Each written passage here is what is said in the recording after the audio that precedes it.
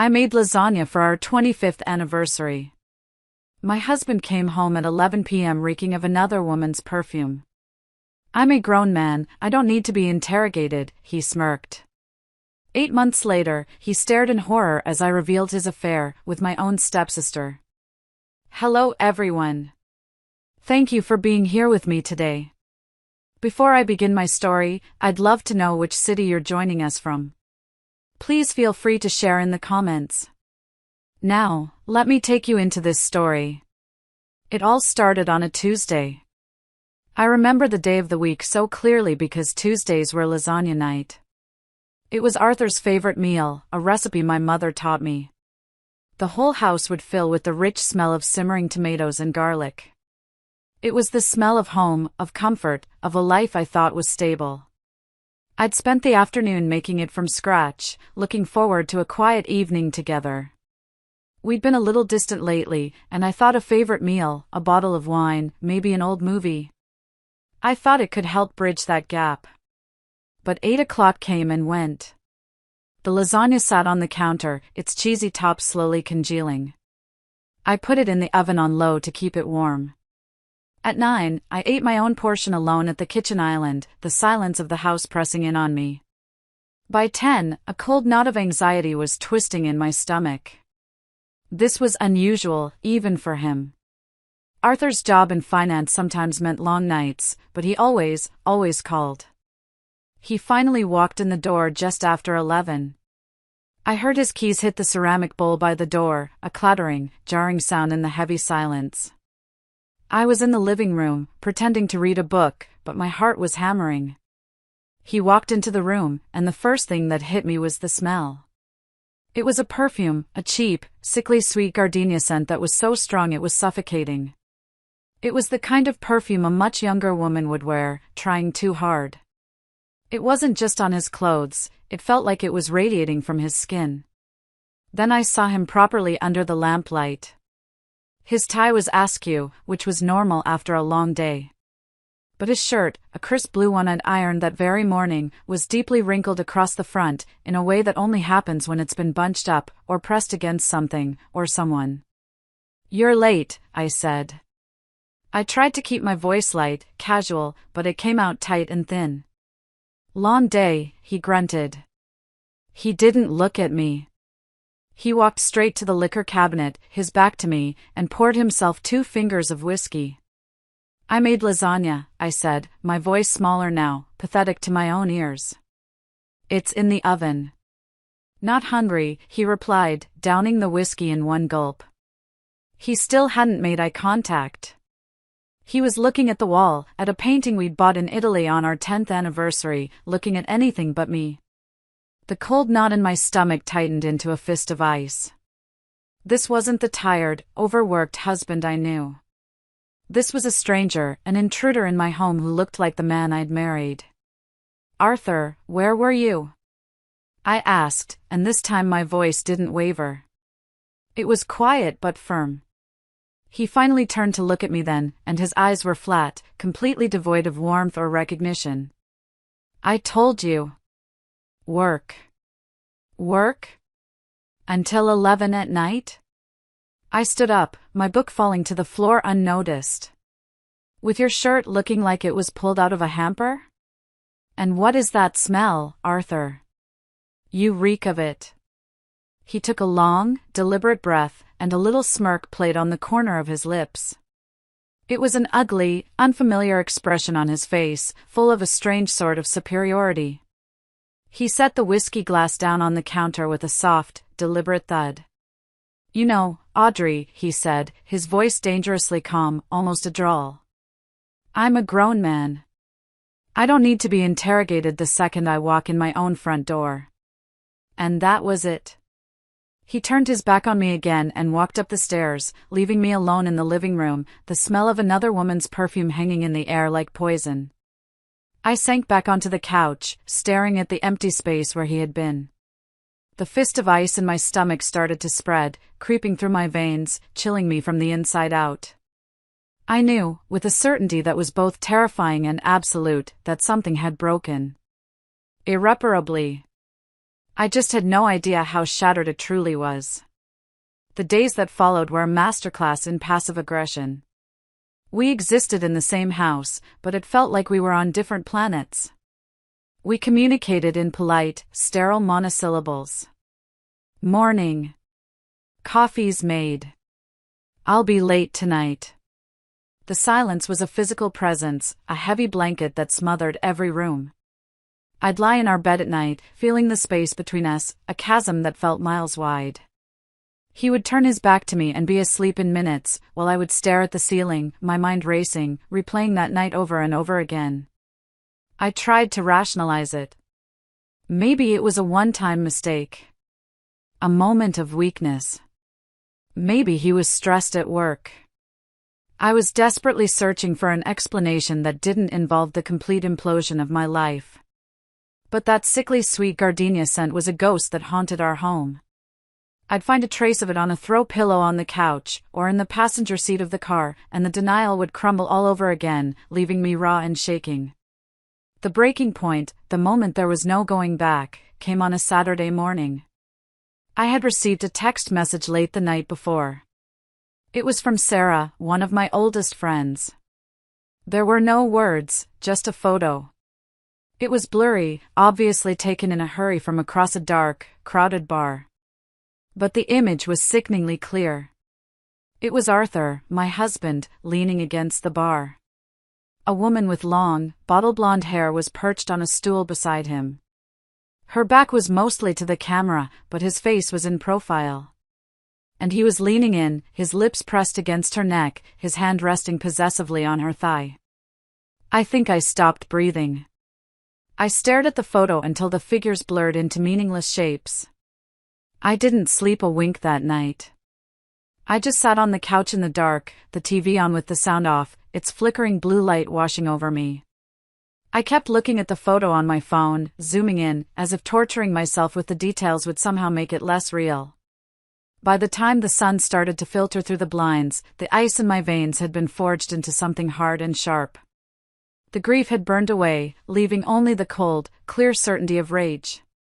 Arthur came downstairs around 9 o'clock, looking refreshed and cheerful. He was whistling a tune from some old rock song. The sound was like nails on a chalkboard to my raw nerves. "Morning, Han," he said brightly, heading for the coffee pot. He hadn't called me Han in months. Gorgeous day. I was thinking of hitting the golf course with the guys. I didn't say a word. I just stood up from the couch and held up my phone so he could see the screen. He squinted at it, his easy smile faltering. He took a step closer, his eyes widening slightly as the image came into focus. He was silent for a long, heavy moment. I watched his face, a morbid curiosity taking hold. I waited for the stammering denial, the profuse apology, the desperate explanation. I got none of it. He let out a short, sharp, humorless laugh. He actually had the audacity to laugh. Then he shrugged, a casual, dismissive gesture, and turned back to the coffee machine as if he were looking at a mildly interesting piece of junk mail. So what? It was a night out with a client. It meant nothing. My jaw felt unhinged. I couldn't form words. It meant nothing? I finally managed to choke out. "Arthur, you are kissing another woman." "Who is she?" He poured coffee into his favorite mug, the one I'd given him for our 24th anniversary last year, the one that said "World's Best Husband." He took a slow, deliberate sip, his eyes closing in contentment. "Look," he said, finally turning to face me, leaning back against the counter in a posture of complete, arrogant ease. "I work a high-stress job. I provide a good life for us. I need some fun, some way to blow off steam. You should be mature enough to understand that. I'm a man. It's just how things are." I felt a surge of heat so intense I thought I might actually combust. I should be mature enough to understand? You are my husband. We took vows. He set the mug down and crossed his arms over his chest, his face hardening into that smug, dismissive mask from the other night. And you're not my mother, he spat. You don't own me. My voice dropped to a choked whisper. So that's your answer? After I caught you red-handed? There's no remorse? Not an ounce of guilt in you? He laughed again, a condescending sound that cut me deeper than any insult could. Oh, for God's sake, Audrey, don't be so dramatic. It's not like I'm leaving you. Then, his expression shifted, becoming businesslike, as if we were discussing the utility bills. Speaking of which, he said, his tone changing completely, I need you to transfer about $5,000 into my personal account. There's a new investment opportunity I'm looking at, a tech startup. It's a sure thing, but I need to get in on the ground floor. And that was it. That was the moment the last, lingering ember of love I had for him was extinguished. It wasn't just that he had cheated. It wasn't just that he was unapologetic. It was that in the very same breath as dismissing his betrayal, he was asking me for money. In his mind, the two things were completely disconnected. His fun and my finances were simply resources at his disposal. I wasn't his partner. I was his provider. His personal ATM. Something inside of me didn't just break, it froze solid. The white-hot rage, the gut-wrenching hurt, the dizzying confusion, it all receded, replaced by a profound, arctic cold. I looked at this man I had shared my bed with for 25 years, and I felt nothing but a distant, clinical contempt. The man I had married was a ghost. This creature standing in my kitchen was my enemy. And he was too arrogant to even realize a war had been declared. I heard myself speak, and my voice was calm. It was so eerily calm it surprised even me. You're right, Arthur, I said, my tone perfectly even. He smiled, a smug, triumphant little smirk, thinking he had won the argument. Exactly. Glad we're finally on the same page. So, about that 5,000. As the adult man that you are, I continued, cutting him off cleanly, my eyes locked on his, it's time for you to pay your own bills. The smile vanished from his face, replaced by a flicker of genuine confusion. He didn't understand. Not yet. But he would. Oh, he would. I turned, my back straight, and walked out of the kitchen without another word. I went straight to my small home office at the back of the house. The room was cool and quiet. I sat down in my comfortable chair, my hands steady as a surgeon's, and woke up my computer. I logged into our joint bank account, the one I had managed for 2 decades. I navigated to the account settings, to the section for supplementary cards. There was his name, printed in crisp, digital letters right under mine. With 3 deliberate clicks of the mouse, his access was revoked. His Visa, his American Express, all the cards tied to my primary account, were now just useless pieces of plastic. The first shot had been fired, and he hadn't even heard the sound. The retaliation came, as I knew it would, the very next day. Sunday. I had spent the morning in a strange, productive trance. I couldn't sit still. I cleaned the house with a manic energy I hadn't felt in years, purging closets, scrubbing floors, washing windows until they gleamed. It felt good to throw things away, to create a sense of order out of the emotional chaos that had become my life. I was in the dining room, meticulously polishing the silver heirlooms from my grandmother, things that represented a time of dignity and respect, when my phone, sitting on the table, began to buzz. The caller ID flashed Arthur. I let it ring 3 times, a small, petty act of control. I took a deep, steadying breath, wiped my hands on a cloth, and answered. Hello? What the hell did you do? His voice wasn't just angry, it was a screech, sharp and ragged like tearing metal. I could hear the loud clatter of dishes and the indignant murmur of voices in the background. He was clearly in a restaurant. I have no idea what you're talking about, Arthur, I said calmly, picking up a silver fork and continuing to polish it with a steady hand. My cards, he yelled, his voice cracking with humiliation. They were all declined. All of them. I'm in the middle of a business brunch with my partners, and you just made me look like a fool. The sheer nerve of the man was almost impressive. Partners. Not a bottle blonde in a bar. He was sticking to his story. I felt a small, bitter smile touch my lips. Is there a problem paying for your meal, Arthur? I asked, my voice dripping with the sweetest, falsest concern I could muster. You're damn right there's a problem. This is financial abuse. You are a pathetic, controlling shrew. I could hear a woman's voice in the background now, a low, urgent whisper. Arthur, calm down, people are staring. It only seemed to fuel his rage.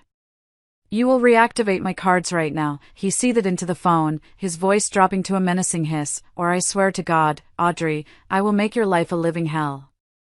The threat hung in the air, but it was hollow. It had no power over me anymore. The man who could hurt me was the man who loved me, the man I respected, and that man was gone. This screaming, entitled child on the other end of the phone was nothing to me. A stranger having a tantrum in a restaurant. You're an adult man, Arthur, I said, my voice as cold and hard as the silver in my hand. Figure it out. Then I pressed the red icon on the screen and ended the call. I placed the polished fork down next to the others, all gleaming in a neat, orderly row. Something inside me had shifted permanently. The hurt, the grief, it was still there, a deep, dull ache. But it had been overlaid with something new. A steely, unbending resolve. I was no longer his victim. I was no longer his doormat.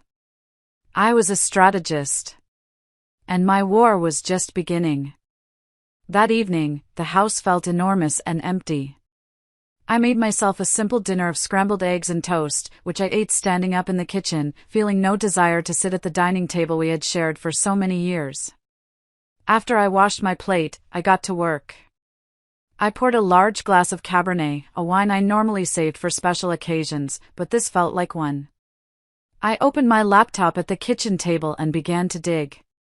I started with the basics, our joint bank and credit card statements, going back 6 full months. Every charge, every transfer, every cash withdrawal. I was going on a hunt. For hours, I scrolled through page after digital page of transactions, a grim detective piecing together the secret life of the man I thought I knew. The story it told was uglier and more expensive than I could have imagined. There were the obvious things, expensive dinners for 2 at the Oak Room, a hate steak, always on nights he was supposedly working late. There were charges at a high-end men's clothing store for shirts that were not his usual style. Then there were the hotels. 4-star boutique hotels in our own city, on days he claimed he was visiting his sick mother an hour away. The charges were always for one night. And then there was the pattern that made my stomach churn with a fresh wave of nausea, monthly charges at a high-end jewelry store, a place called Evergreen Gems. They weren't huge amounts, a few $100s each time, but they were consistent. A monthly tribute. But the real breakthrough, the piece of evidence that turned suspicion into cold, hard fact, came when I remembered the GPS tracker on our shared SUV. We'd installed it years ago to get a discount on our insurance. It was a passive thing, a feature I had almost completely forgotten about. My fingers trembled slightly as I found the old email with the login information. I typed in the password, my heart pounding. And there it was. A detailed, damning map of his betrayal, tracked by a cold, impartial satellite. 37 times. 37 separate visits over the last 6 months to the same address. An apartment complex on the other side of town, a place called Willow Creek Condos. Always on a Tuesday or Thursday afternoon. Always for a duration of 2 to 3 hours. My lasagna nights. You son of a bitch, I whispered to the empty room, my voice hoarse. He had used our family car, the car I used for grocery shopping, the car we took on vacations with the dog in the back, to drive to his affair. The sheer, blatant audacity of it was breathtaking. But the real gut punch was yet to come. As I zoomed in on the digital map, I noticed another recurring stop, a small pinprick that appeared on the timeline just before most of the visits to the apartment. It was a small, independent jewelry store just 3 blocks from Willow Creek. Evergreen Gems. The same name from the credit card statements. The pieces were clicking into place, forming a picture of calculated, long-term deceit that was so methodical it made my head spin. He wasn't just cheating. He was building a second life. My heart was a frantic drum against my ribs. Evergreen Gems. The name felt like a splinter in my mind, sharp and insistent. This wasn't a series of impulsive flings. This was something organized. He wasn't just buying her off with gifts, he was courting her. A sickeningly clear picture began to form in my mind. He would leave his office, stop at the jeweler's to pick up his little monthly tribute, and then proceed to her apartment. It was a routine. A ritual of betrayal. The next morning, my hands were shaking so badly I could barely hold my coffee mug. I had rehearsed what I was going to say a dozen times, my voice cracking in the quiet of my kitchen as I practiced the lie. Finally, I took a deep breath, steadied my nerves, and dialed the number for the jewelry store. A cheerful female voice answered on the second ring. Evergreen Gems, this is Brenda speaking, how can I help you? Hi, Brenda, I began, pitching my voice to sound slightly flustered and sweet. I'm hoping you can help me with something a little unusual. My husband, Arthur Miller, bought me a gift from your store a few weeks ago, for our anniversary. It was a beautiful silver locket, but I seem to have misplaced the little gift note that came with it. It was just so sweet, and I was hoping, is there any chance at all you keep a record of the gift messages? It was a complete fabrication, a long shot based on the credit card charges. But I was desperate, running on pure, adrenaline-fueled instinct. Brenda, the cheerful employee, was immediately sympathetic. Oh, that's so romantic. And so frustrating to lose something like that. Let me see what I can do for you. The name was Arthur Miller, you said? Yes, that's him, I said, holding my breath so tightly my chest ached. I could hear the soft, rapid clicking of a keyboard. The seconds stretched into an eternity. My entire life felt balanced on the edge of this one ridiculous phone call. Ah, yes, I see him right here, Brenda said finally, her voice full of recognition. Mr. Miller. He's one of our regulars. He has a recurring monthly order with us. The Sweetheart subscription, we call it. A recurring monthly order. The words hit me like a physical punch to the gut. It was even more calculated than I thought. A subscription service for his affair. Yes, that's my sweet husband, I managed to say, my voice a strained, high-pitched imitation of happy. The last order was for a silver heart locket, correct? That's right, a lovely piece, she confirmed. And you're in luck. We do keep digital copies of the gift notes for our subscription members. I have it right here. Let me read it to you. She cleared her throat, and her voice took on a syrupy, emotional tone, as if she were reading a line from a romantic movie. It says, to Hazel, my true soulmate. Thank you for waiting for me. This time it's forever. With all my love, your future husband. The phone felt slick and heavy in my hand. My vision tunneled. The cheerful, floral pattern on my kitchen wallpaper started to warp and swim before my eyes. Hazel. Not a stranger. Not a colleague. Not some random woman from a bar. Hazel. My stepsister. The daughter of the woman my father married after my mother passed away 20 years ago. The girl I had grudgingly accepted into my life, the one I'd tried to befriend. The young woman I had taken shopping for her prom dress. The bridesmaid who had stood beside me at my own wedding, smiling in all the photographs. Your future husband.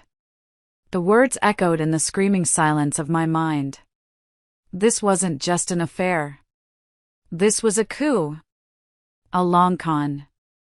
They were planning a future together, a future built on the ashes of my life, a future with my family, in my world. I mumbled a garbled thank you and hung up the phone before she could hear the sob that tore its way out of my throat, raw and ragged. I stumbled to the couch in the living room and collapsed. The world dissolved into a blur of tears and heaving nausea. The betrayal was so immense, so monstrously intimate, it felt like it had its own gravitational pull, crushing the air from my lungs. It wasn't just my husband. It was my family. The two of them, together, whispering in corners at Christmas parties, exchanging secret smiles over Thanksgiving dinner. Laughing at me. Planning. All while I made lasagna and worried about him working late. I don't know how long I sat there, just broken. An hour? 2. But eventually, the storm of tears passed. The nausea subsided. And that deep, Arctic cold from the other morning returned, colder and sharper than ever before. The pain was so profound it had burned itself out, leaving behind something else entirely. Something pure and hard and utterly unbreakable. Resolve. That evening, as if the universe had a dark sense of humor, my phone pinged with a notification from my bank. It was an automated alert I had set up years ago and forgotten about. The text on the screen was simple and clinical. A withdrawal of more than $5,000 has been made from your joint savings account. With a strange sense of detachment, I opened the banking app. My fingers moved with a steady precision that felt alien to me. And there it was. A transfer. A single transaction for $45,000. Moved from our joint savings account, money that was largely from a recent inheritance I had received from my grandmother's estate, into Arthur's personal checking account. He had emptied it. He had panicked. Cut off from his credit card lifeline, his lavish lifestyle with Hazel was under threat. So he had made his move. He had stolen from me. Blatantly. Recklessly. I looked at the notification on the screen, at the clean, undeniable proof of his crime. And I didn't feel hurt. I didn't feel sad. I felt a grim, terrible sense of satisfaction. It was the clean, simple clarity of a predator seeing its prey make a final, fatal mistake. He had just handed me the gun, fully loaded, and pointed it at his own head. I picked up my phone. My thumb hovered over Sarah's name, over my father's name. But I didn't call them. I scrolled down to a number I hadn't called in years. The best divorce lawyer in the city. "Hello, Marcus?" I said, my voice steady and clear as a bell. "It's Audrey Miller. We need to talk. Urgently." The next afternoon, I found myself sitting in a plush leather chair that probably cost more than my first car. I was opposite Marcus Thorne, a man whose name was synonymous with tough, high-stakes divorce cases in our city. His office was on the 30th floor, all glass and chrome, with a panoramic view of the skyline that was both intimidating and inspiring. It was the kind of office that radiated power and competence, which was exactly what I needed. Marcus was a man in his late 60s, with kind eyes that didn't miss a thing and a calm, reassuring demeanor that belied a reputation for being a shark in the courtroom. He had been a friend of my father's years ago, and he'd helped me with the legal complexities after my mother passed. I hadn't seen him in years, but I knew he was the only person I could trust with this. "Audrey," he said, his voice gentle but serious. "You said on the phone it was urgent.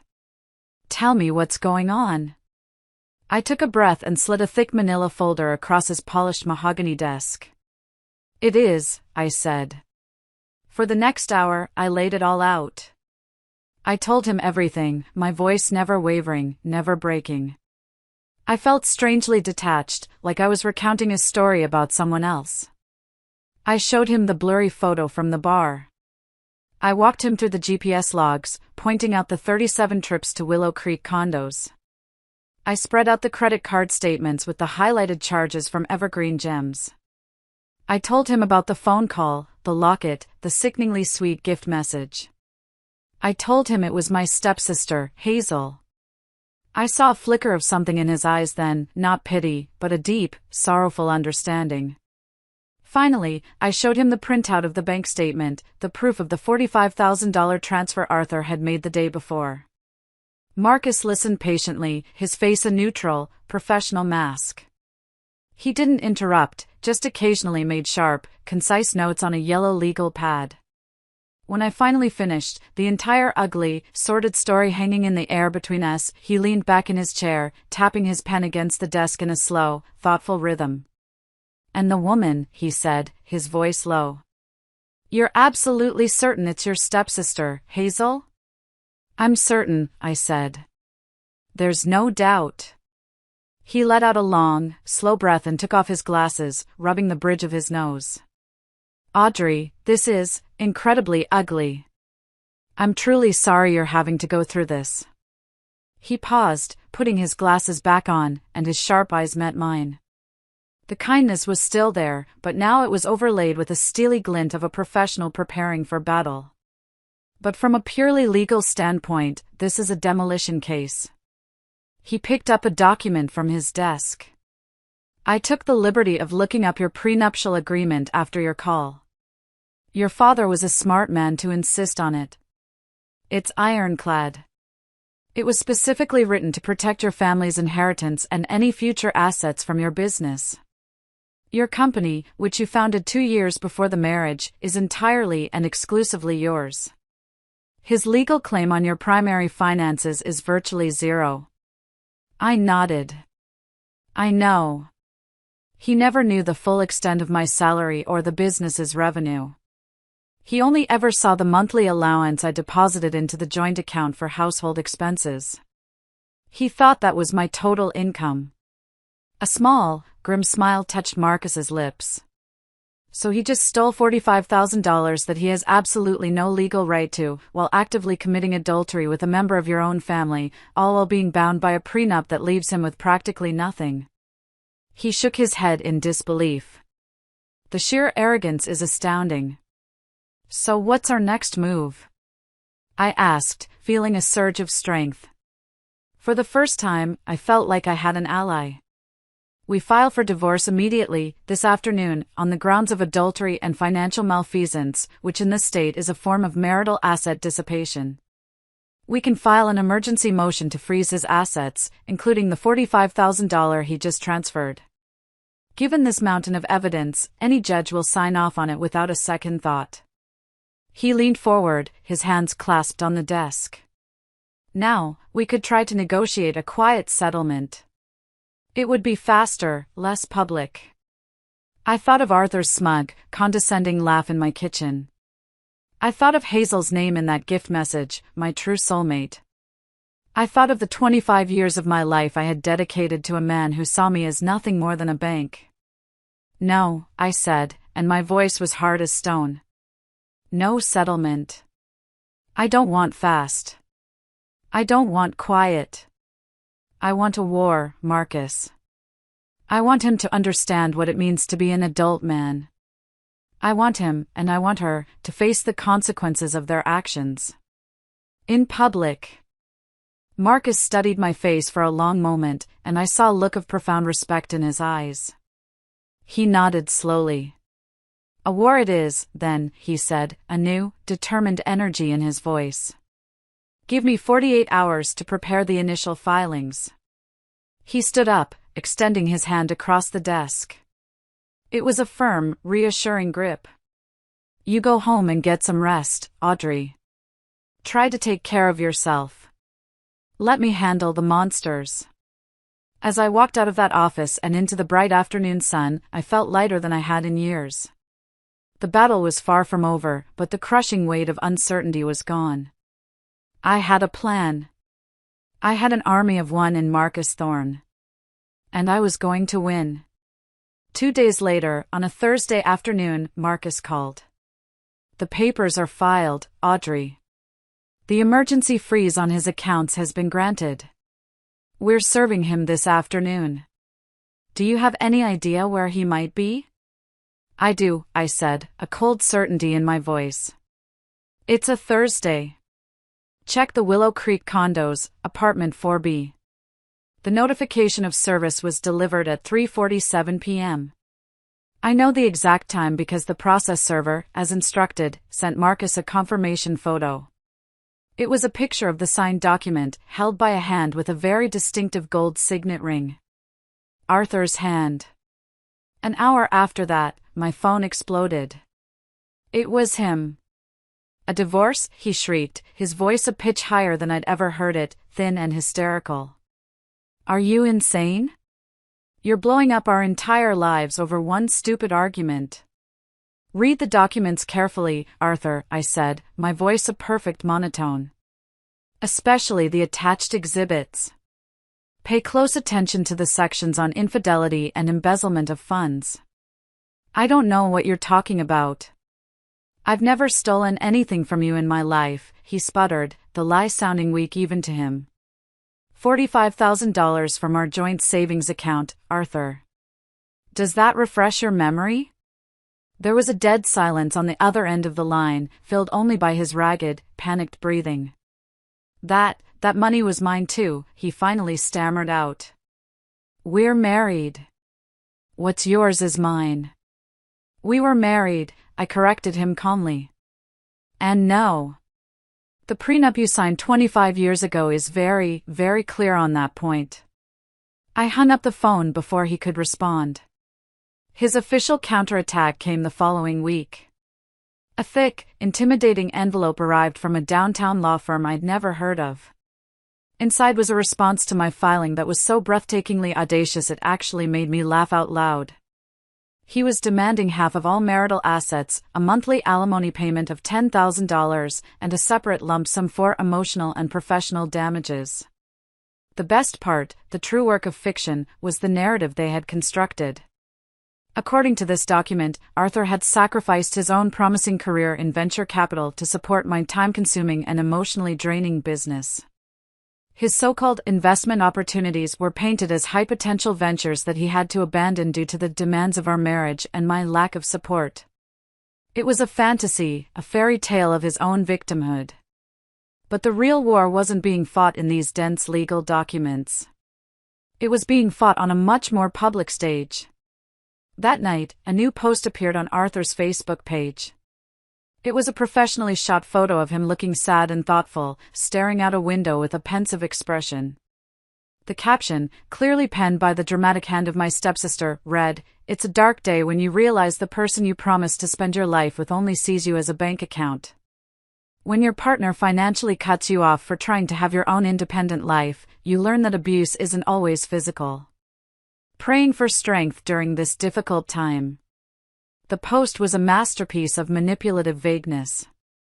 It was designed to make me look like a cold, controlling monster. My phone immediately started buzzing. Friends, family, old college acquaintances, all confused and concerned. My cousin Carol called, her voice full of worry. "Audrey, what on earth is going on? Arthur's post makes it sound like you've left him destitute." I had a prepared, carefully worded response for everyone who called. "Carol, I'm heartbroken by all of this," I'd say, my voice full of practiced sadness and dignity. "But I truly believe these are private family matters that should be resolved in a courtroom, not on social media. The full truth will come out when the time is right. Thank you for your concern." It was the perfect strategy, guided by Marcus's calm wisdom. He and Hazel looked increasingly desperate and dramatic, launching public attacks and vague accusations. I, in contrast, looked like the dignified, wounded party, patiently and privately waiting for justice. They were playing checkers in a public park, making a lot of noise. And I, with Marcus's guidance, was quietly playing chess in a soundproof room. Their next move was exactly the one he had predicted. A few days later, Marcus called me, and I could hear the smile in his voice. "You're not going to believe this. His lawyer just called me. They want to go to mediation." "Mediation?" I asked, confused. "Why would they do that? They seem to want a fight." "It's a trap," Marcus explained, a chuckle in his voice, "but it's a trap for them, not for us. They think they can get you in a less formal setting, without a judge present, and bully you into a quick, generous settlement. They think you'll pay to avoid embarrassment." He paused, and I could almost hear him grinning. What they don't realize is that everything said in that mediation room will be on the record, transcribed by a court reporter. They're going to voluntarily walk into a room and put all of their lies on the table, officially. It's exactly what we need. The mediation was scheduled for the following Monday. I walked into the sterile conference room with a single, slim folder of documents and a calm, neutral expression. Arthur and Hazel arrived together, a carefully staged performance of a united, supportive front. He was wearing a somber suit that looked a size too big for him, trying to appear worn down. She was dressed in a soft, cream-colored cashmere sweater, her face a mask of worried concern for the man she was comforting. They looked like the stars of a daytime soap opera. Arthur's lawyer, a nervous, sweating man who couldn't stop fidgeting with his tie, began the proceedings with a dramatic, sweeping speech. My client, Mr. Miller, has been the victim of severe financial and emotional abuse, he declared, his voice trembling with manufactured outrage. His wife, motivated by jealousy and a pathological need for control, has systematically dismantled his professional life and cut off all his means of support, leaving him in a precarious financial position. Then it was Arthur's turn to perform. He looked at the mediator, a stern-faced man named Mr. Gutierrez, with the most sincere, wounded expression he could muster. For 25 years, I put my own ambitions on hold to support Audrey's business, he said, his voice thick with emotion. I was the one who encouraged her when she doubted herself. I was the one who managed the entire household so she could focus on her career. All I ever asked for in return was a little independence, a chance to build something of my own. When I tried, she punished me. She cut me off. She treated me like an employee, not a husband. Marcus and I just sat there. We listened in complete silence. We took notes. We didn't interrupt. We didn't object. We just let them talk. We let them lie. We let them build their own gallows, word by painstaking, self-pitying word.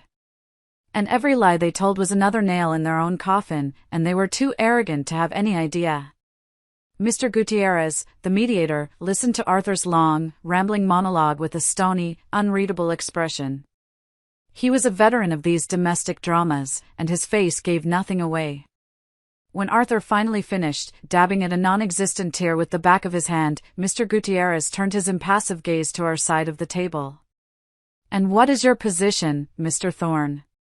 Marcus, who had been listening with an air of academic curiosity, responded in a calm, level voice. "Our position is simple, Mr. Gutierrez. We deny all of these allegations in their entirety. Furthermore, we have a substantial body of evidence that directly contradicts the rather creative narrative that has been presented here today." Arthur's lawyer scoffed, a bead of sweat trickling down his temple. "Evidence? What evidence? This is a classic intimidation tactic. My client is not going to be bullied by baseless threats." Arthur chimed in, his voice filled with a righteous indignation that was almost believable. "I will not let her twist this. I will not let her paint me as the villain here when I am the one who has been wronged." Mr. Gutierrez, ignoring the theatrics, decided to propose an initial settlement to get the ball rolling. He looked at some papers in front of him. "Based on the initial filings, I would propose a preliminary settlement of a 40% division of listed marital assets to Mr. Miller, plus a transitional alimony of $8,000 a month for a period of 5 years. "Absolutely not," I said. It was the first time I had spoken, and the words came out sharper and louder than I intended. The room fell silent. Everyone stared at me. "He will not get one more single penny from me." Arthur's lawyer's face turned red. "This is a ridiculous and insulting position. The legal battle you are facing will cost you millions in fees, and I assure you, you will lose. This is a generous offer to make this all go away quietly." "Then let the battle come," I replied, my voice now low and steady. I looked directly at Arthur, ignoring his lawyer completely. "I have time, and I have the resources." "Do you?" I saw a flicker of raw panic in his eyes before he could mask it with his usual bravado.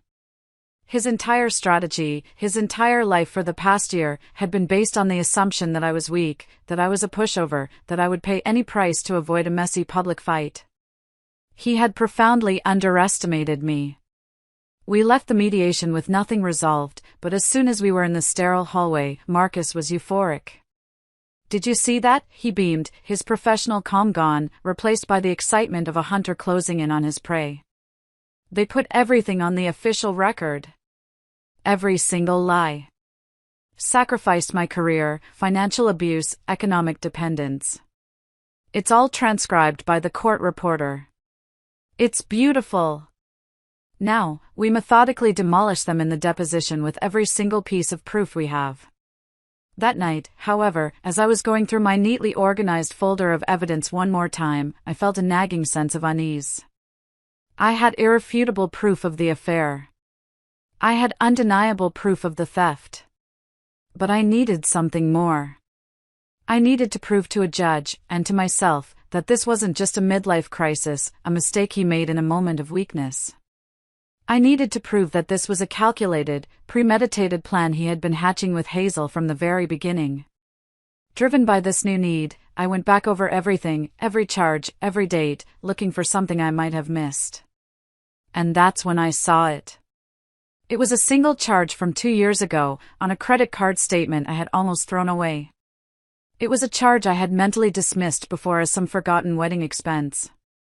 A charge for $1,200 at the Grand Hotel, one of the most exclusive and expensive hotels in the city. The date on the charge was April 15th. 2 days before our wedding. My blood ran cold. I remembered those last 2 days before the ceremony with perfect, painful clarity. We were a whirlwind of last-minute preparations, finalizing seating charts with my mother, picking up my dress, dealing with a cousin who had a sudden gluten allergy. We barely saw each other. I had been running on adrenaline and pure, giddy happiness. My hand trembled as I found the number for the hotel on my computer. My heart was pounding so hard I could hear it in my ears. I called and explained the situation to the reservations manager, saying I was an accountant trying to reconcile old accounts for a client. It was a flimsy lie, but after a bit of back and forth, and the promise that I would email him a formal request, he agreed to look up the old folio and email me a copy. The next 3 days were an agony of waiting. The email arrived on a Thursday afternoon. The subject line was bland, "Your folio from the Grand Hotel." It felt like a ticking bomb in my inbox. I took a deep breath and clicked it open. And there it was, in crisp, black and white print, an artifact from a past I never knew existed. Guest names, Arthur Miller and Hazel Vance. Room, Presidential Suite. Check-in, April 15th. Check-out, April 16th. I felt the air leave my lungs in a silent scream. While I was running around the city, deliriously happy and excited to be marrying the man I thought was the love of my life, he was in a luxury hotel suite with my stepsister. A suite that I had paid for.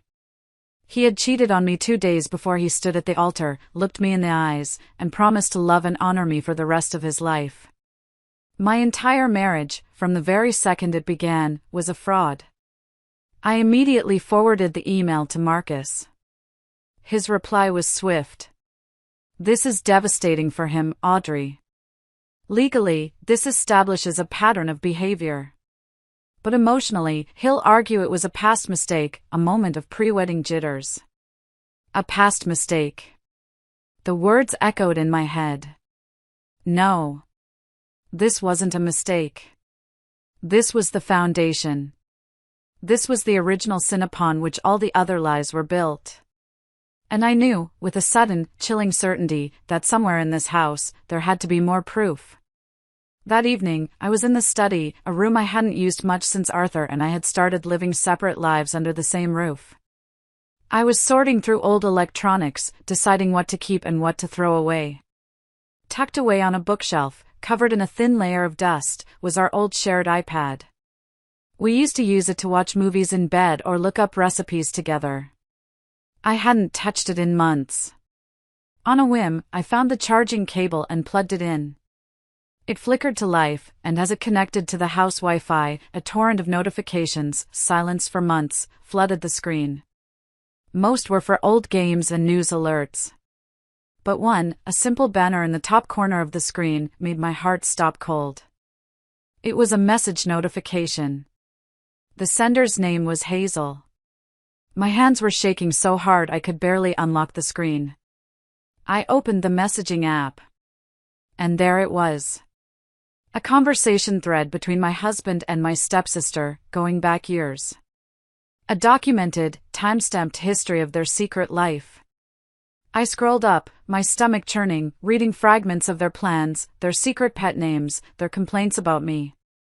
It was like reading a script to a horror movie where I was the oblivious, stupid victim. But it was the last message, sent from Hazel to Arthur just that afternoon, after our disastrous mediation session had concluded, that froze the blood in my veins. I read it once. Then twice, to make sure my eyes weren't deceiving me. It said, "Honey, the mediation was a disaster, but it's part of the plan.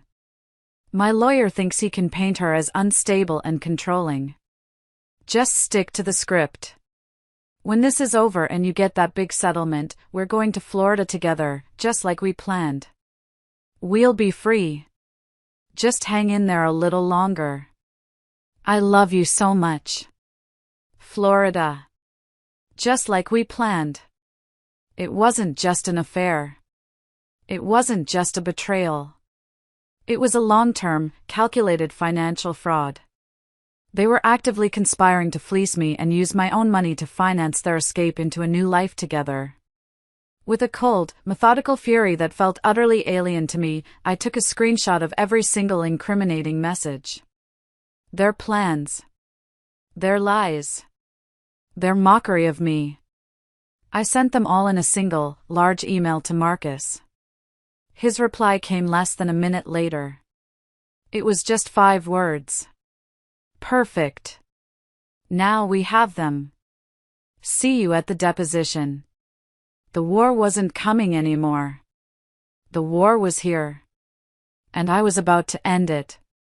The deposition was scheduled for a Thursday morning at Marcus's office. The conference room was large and impersonal, with a long, polished table that felt a mile wide. I arrived early, clutching my slim folder of evidence, feeling a strange and powerful sense of calm. The storm inside me had passed, leaving behind a quiet, resolute certainty. Arthur arrived 5 minutes late, a deliberate power move that failed to impress anyone. He looked rumpled and nervous, and he steadfastly refused to meet my eyes.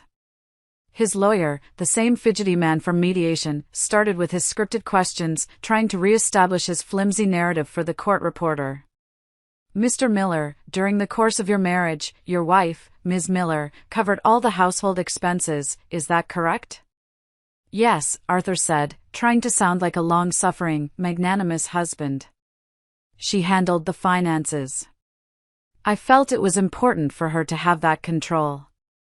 And you sacrificed your own promising career to support the home and her business endeavors, did you not?" "Of course," Arthur said, his voice gaining a bit of confidence as he settled into his role. "My own ventures had enormous potential, but Audrey needed me to be available for her and her business. It was a sacrifice I was happy to make for our marriage." Lie after lie, delivered with a straight face. I exchanged a brief, almost imperceptible look with Marcus. Arthur was digging his own grave with a silver spoon, completely unaware.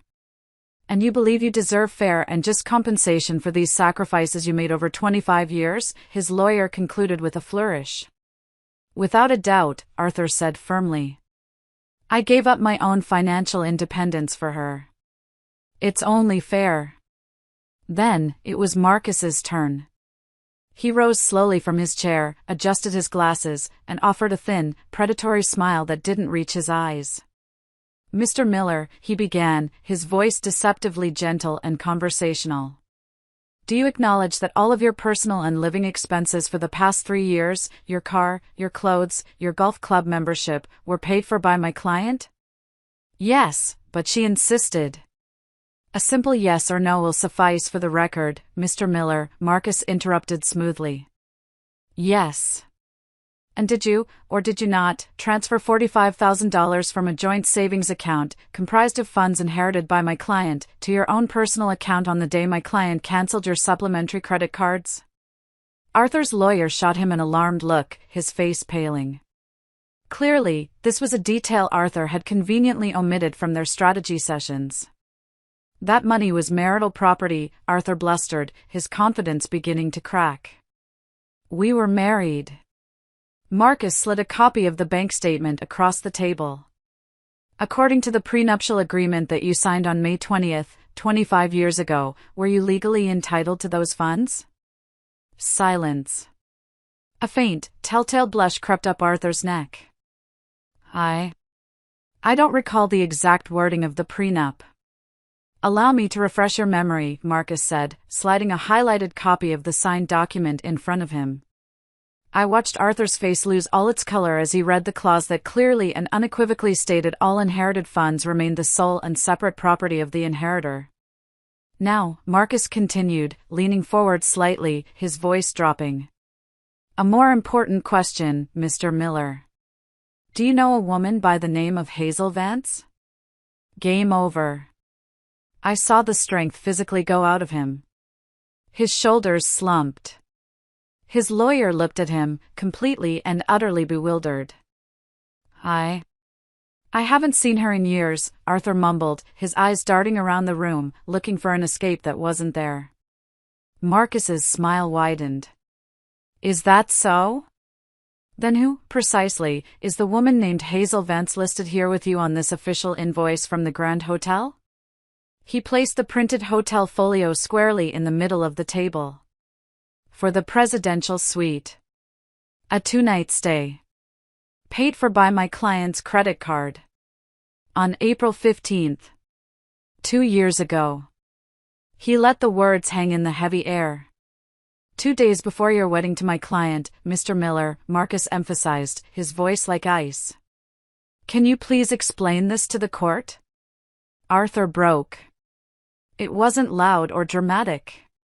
It was a quiet, complete collapse. He started to stammer, his eyes welling up with tears. But they weren't the crocodile tears from mediation. This was the pure, unadulterated panic of a cornered animal. It was a mistake, he choked out, his voice cracking. A stupid mistake. It was just a goodbye. A $1,200 goodbye in a presidential suite? Marcus pressed, his voice dripping with contempt. Paid for with your fiancé's money? And was it also just a goodbye during the 37 documented visits to her apartment at Willow Creek Condos over the last 6 months? He slapped the printed GPS logs down on the table with a loud thwack. Then the jewelry store receipts, laid out one by one like a row of dominoes. Each piece of paper was another hammer blow to Arthur's crumbling fortress of lies. Why didn't you tell me any of this? Arthur's lawyer hissed at him, his face a mask of horrified disbelief. Because it wasn't important. Arthur suddenly shouted, his composure shattering completely. It was just sex. It didn't mean anything. The silence that followed that admission was deafening. Marcus leaned toward the court reporter's recording machine. For the record, the witness has just admitted under oath to numerous extramarital intimate relations, financed with funds from the plaintiff, throughout the entire duration of the marriage. Arthur slumped in his chair like a deflated balloon, his face pale and slick with sweat. His lawyer buried his face in his hands. But Marcus wasn't finished yet. You claimed to be an adult man when my client questioned your whereabouts, Marcus continued, his voice calm but absolutely lethal. But an adult man does not live a double life on his wife's dime, Mr. Miller. An adult man does not systematically deceive his partner for years. That isn't independence, Mr. Miller. That is parasitism. Stop it! Arthur screamed, slamming his fist on the table with a pathetic thud. Just stop. And that's when I stood up. All eyes in the room turned to me. You want to know when I said stop, Arthur? I asked, and my voice, though quiet, cut through the tension in the room like a knife. It was shaking, but not with fear. It was shaking with a rage I had held back for months. I said stop when I discovered that while I was at a tasting, picking out the cake for our wedding, you were in a luxury suite with my stepsister. A suite that I paid for. 2 days before you stood in front of God and our families and promised to love and be faithful to me forever. It was a mistake, Audrey. I'm so sorry, he cried, his tears finally looking real, born of pure desperation. No, Arthur. A mistake is forgetting to buy milk from the store. This was a calculated, systematic betrayal. Marcus, seeing his opening for the final blow, slid one last document across the table. It was a printout of the text messages from the iPad. Mr. Miller, Marcus said, his voice devoid of all emotion. Can you please explain this message, sent from Ms. Vance's phone to yours just last week? He read it aloud, his voice clear and steady. When this is over and you get that big settlement, we're going to Florida together, just like we planned. Arthur's face decomposed. The last shred of color drained from his skin. The realization that we had everything, that his entire disgusting scheme was exposed, hit him with the force of a physical blow. Florida? I repeated, letting all my disbelief and disgust fill my voice. You were planning to run away to Florida with her, using my money? My inheritance money? He just stared at me, his mouth opening and closing like a fish, but no sound came out. He had nothing left. No lies, no excuses, no escape. His lawyer looked at him with absolute, unmitigated horror. Why in God's name didn't you tell me about any of this? It wasn't a real plan. Arthur finally yelled, his voice a pathetic wail, completely losing control. It was just a fantasy. A backup plan. A backup plan, Marcus repeated dryly, closing his folder with a quiet, final snap. Well, your primary plan seems to have failed rather spectacularly. He turned to the mediator. I believe we're done here. Arthur looked at me then, his eyes, for the first time in months, stripped of all arrogance and filled with nothing but pure, pleading terror. Why, he whispered across the table, his voice hoarse. Why are you doing this to me? I leaned forward, meeting his gaze, and I let him see all the pain, all the fury, and all the strength he had inadvertently forged in me. You asked why I'm doing this? Because on a Saturday morning in my own kitchen, I asked you where you'd been, and you told me you didn't have to explain anything because you were an adult man. Well, congratulations, Arthur. Now you truly are an adult man. And adult men pay the consequences for their own actions. The deposition was over. He was utterly, completely, and irrevocably destroyed. If you're still listening to my story, please help me out by liking this video and commenting with the number 1 down below. It lets me know that you gave me a like, and more importantly, it tells me that you're here with me on this journey.